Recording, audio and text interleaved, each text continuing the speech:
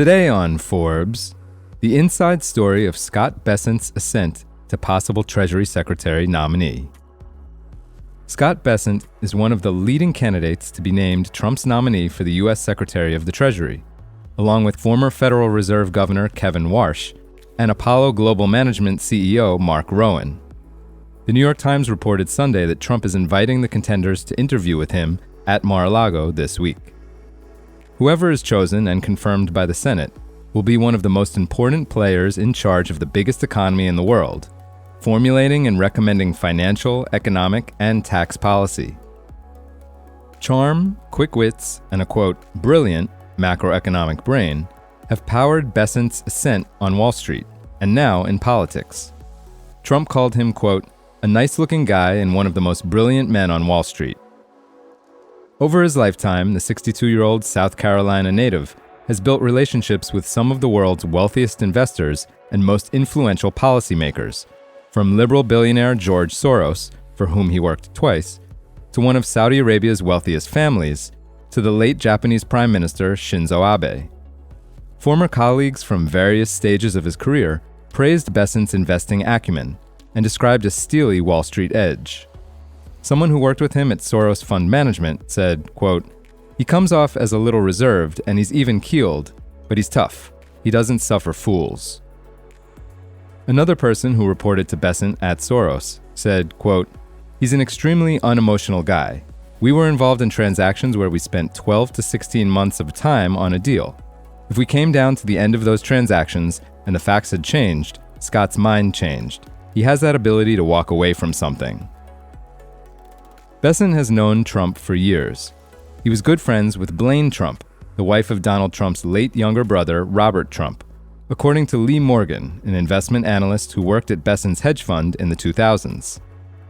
Bessent chipped in $1 million to Trump's 2016 inauguration committee, but went all in on Trump this election cycle. He joined Trump at rallies and became a key economic advisor. He gave $3 million in support of Trump and other Republican candidates and committees. Understanding his audience has powered his rising star in the Trump universe. On the eve of the election, speaking by phone just before jetting to Pittsburgh and Grand Rapids to join the Trump campaign for its final two rallies, Bessent told Forbes, quote, Trump's very sophisticated on economic policy. He has lots of things he wants to talk about. So too does Bessent these days. On that same call discussing the nation's economy, he said, quote, I spent most of my life being quite private. But one of his biggest concerns is government spending. He said, quote, we have these budget deficits we've never seen before when we're not in a recession or war. Some of those in Trump's orbit worry about Bessent's ties to George Soros. He worked for him in the 1990s and again in the 2010s.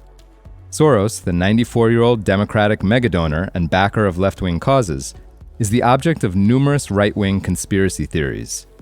Elon Musk, now an official Trump advisor, claimed last year that Soros wanted, quote, to erode the very fabric of civilization, and alleged that Soros wanted, quote, nothing less than the destruction of Western civilization, in response to an ex-user who had alleged a, quote, George Soros-led invasion of Europe by North African immigrants.